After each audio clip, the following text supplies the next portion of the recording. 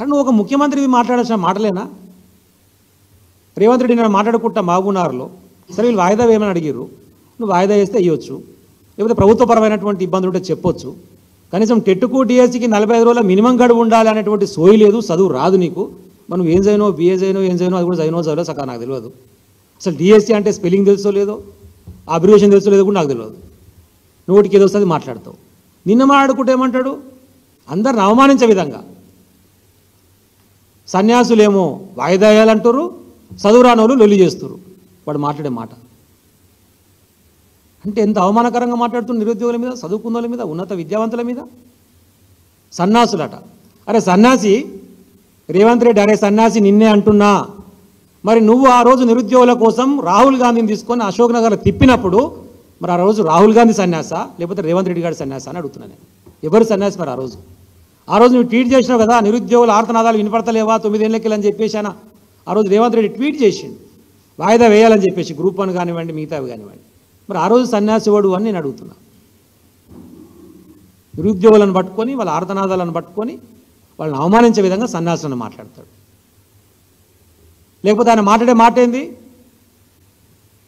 కేటీఆర్ గారినో హరీష్ రావు గారినో జయమందరు దీక్ష యూనివర్సిటీకి వచ్చి వాళ్ళు దీక్ష చేసుకుంటే ఆమరణ దీక్ష చేసుకుంటే చచ్చిపోతే పీడబోతుందని మాట్లాడతాడు.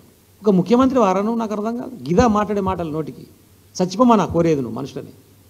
చేయలేదా మేము ఉద్యమాలు, చేయలేదా మేము దీక్షలు, కేటీఆర్ గారు చేయలేదా, హరీష్ రావు గారు చేయలేదా, ఇక్కడ వేదిక మీద కూర్చున్నటువంటి మా మిత్రులు అందరం కలిసి చేయలేదా, మేము అందరం దీక్షలు చేసిన వాళ్ళమే, 100 కేసులు పెట్టుకున్నలమే, జైలుకు పోయిన వాళ్ళమే తెలంగాణ ఉద్యమం కోసం. అప్పుడు నువ్వేం చేస్తున్నావు, చంద్రబాబు నాయుడు సంక నాకుతున్నావు.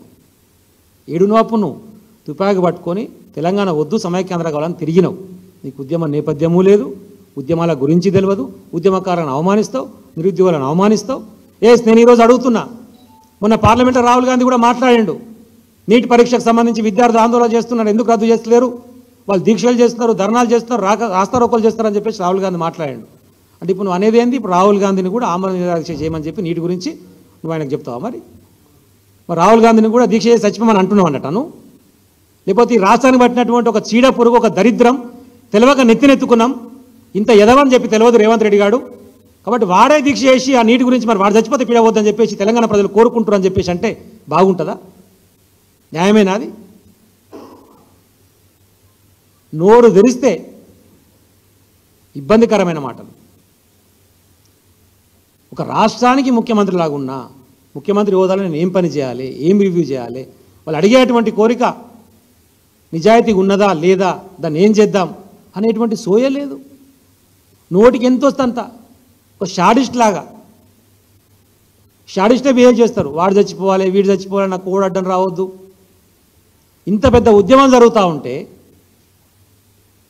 సరే మీడియా సంస్థలతో మరి యాజమాన్యంతో ఏం మాట్లాడుకున్నాడో, ఏం మేనేజ్ చేసుకున్నాడో, ఆ కవరేజ్ తక్కువనే ఉంది, అయినా సోషల్ మీడియా బాగానే ఉంది కాబట్టి నడుస్తూనే ఉంది, ఇబ్బంది లేదు, ప్రజలకు చేరాల్సిన విషయం చేరుతున్నది. ప్రజా గొంతుకలు, ప్రభుత్వ వ్యతిరేక గొంతుకలు అని చెప్పేసి కేసీఆర్ గారి 9.5 సంవత్సరాల పాలనలో మొత్తుకున్నటువంటి మరి గొంతులన్నీ మిగపోయినాయి. ఎక్కడ పోయినా అర్థమవుతుంది ఆ గొంతులని.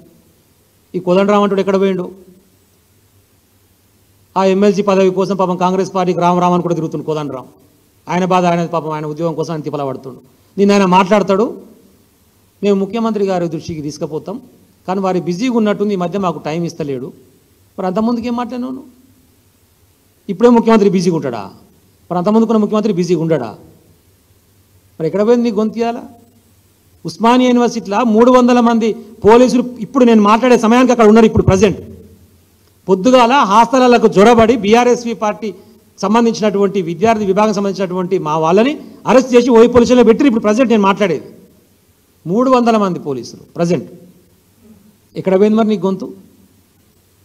ప్రజా గొంతుకలు, ప్రొఫెసర్లు చాలా మాట్లాడిన వాళ్ళు ఒక్క మాట మాట్లాడతలేరు ఇంత పెద్ద ఉద్యమం జరుగుతుంటే.